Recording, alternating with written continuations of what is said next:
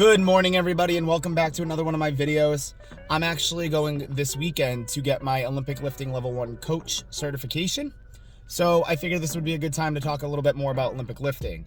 So with Olympic lifting, specifically if you're a sport athlete, this is super important for you to either learn if you haven't, or to, if you already know the movements, put it more in your training. So with the clean and jerk and the snatch, some of the highest outputs of power you can develop. These movements help a lot with power, which power being strength and speed, you need these in your sports. Whether it be soccer, basketball, baseball, you gotta be fast. And it also helps with jumping. A lot of these sports, you need to be able to jump. And the higher you can jump, the better chance you have to catch the ball, pop fly, or line drive if you're shortstop. Whatever position you're playing, you can jump up higher, you can catch that ball. Soccer for a head ball, whatever it may be. These are two aspects in sports that you need to have as an athlete.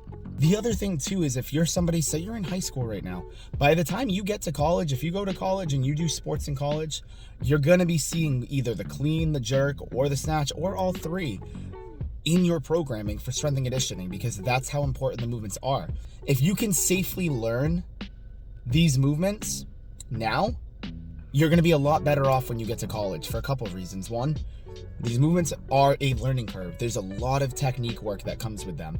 I always tell people when they're starting, the weight will come after. Olympic lifting is very technical. So if you don't have the movements right, you don't have your form right, you're only gonna get so far, and then one or two things are gonna happen. You're either gonna hurt yourself or you're gonna hit a plateau because you don't have the right technique, so you're not able to catch the bar in the right position you're supposed to once it gets to a certain weight. So technique needs to come first. I mean, that's with every movement, but don't expect to go far if you just kind of throw in the Olympic lifts and just think you'll muscle your way through. That's not how the Olympic lifting work. Clean and jerk and snatch need very, very, very technical. The other thing is if you're starting in high school and you're freshman, sophomore, whatever, and you start now, you're gonna be developing a lot of power in your 4 years of high school leading up to going to college. So you're already gonna be a lot stronger and a lot faster than most people going into college. I mean, right now, I guess it's up in the air. At least when I was in high school, fitness was not advertised at all. It was more of just kind of, you have gym class so that you're active, but no one was promoting working out to be better at sports and stuff. It just wasn't, at least where I'm from, it wasn't. Now it's getting a little bit more where more people are doing strength and conditioning and it's becoming more important.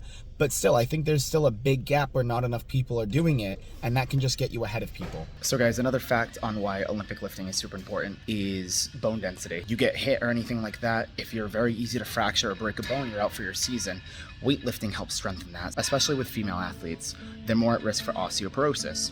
One thing that you guys should know too is when you get to around 30 years old, your bones won't make new, stronger bone at that point. You're not making stronger bone. What's happening is you can maintain it, but from the time you're born until you're 30, you are basically building your bone as strong as possible, and then you're just trying to maintain it. So when you're 60, 70, 80, you still have strong bone, you're not as fragile, you can walk around, harder to break a hip. So sport athlete, you build your bones from weightlifting. Use Olympic lifting because it's gonna help you in your sport anyway. So guys, I've arrived. I decided I have to hold my phone for this whole thing because this is a very cheap car mount.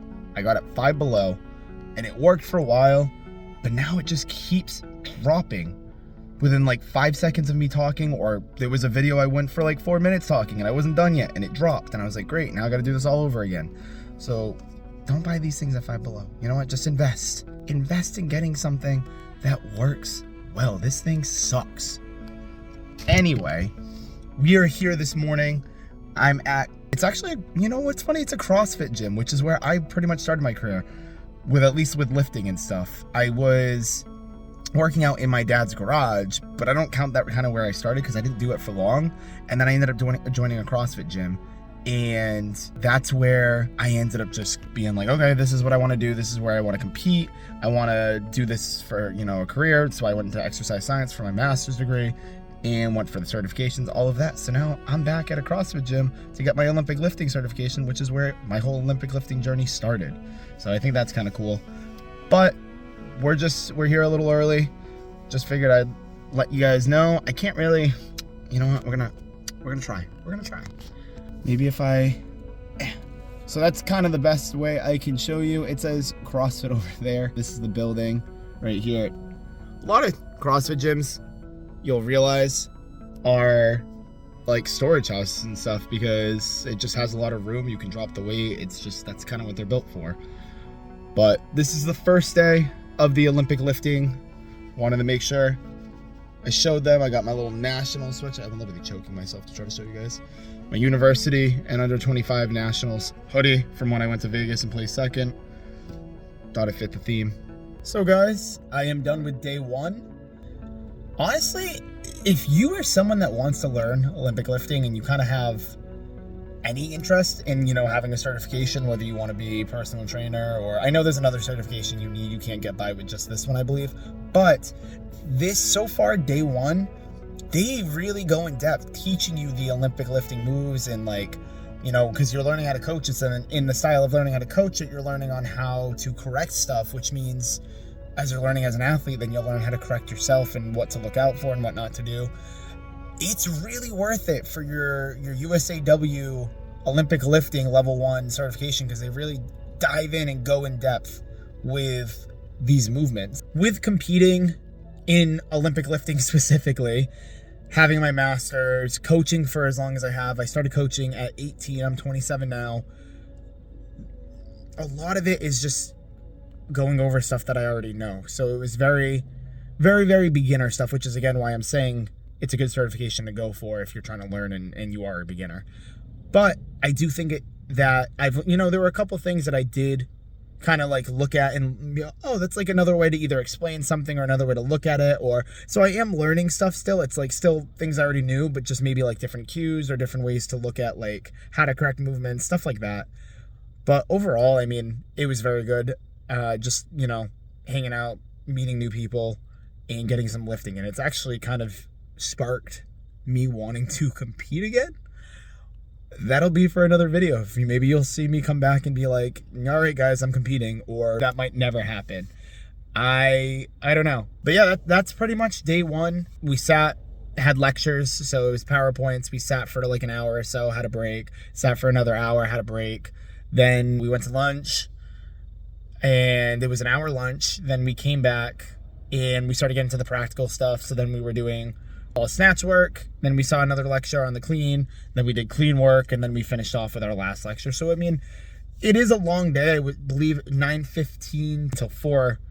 It's supposed to be 4:15. We got out around 4:30. But yeah, other than that, I'm going to be going to day 2 tomorrow, which we're going to be doing the jerk, and program design is going to be one of the lectures, and then there's a couple other lectures. And how the exam works is it's online. So they give you 7 days past the time that you finish the course to take it online and pass with a 70 or higher. All right, guys, here we go. Day 2 of my USAW certification. And like that, guys, day 2's done.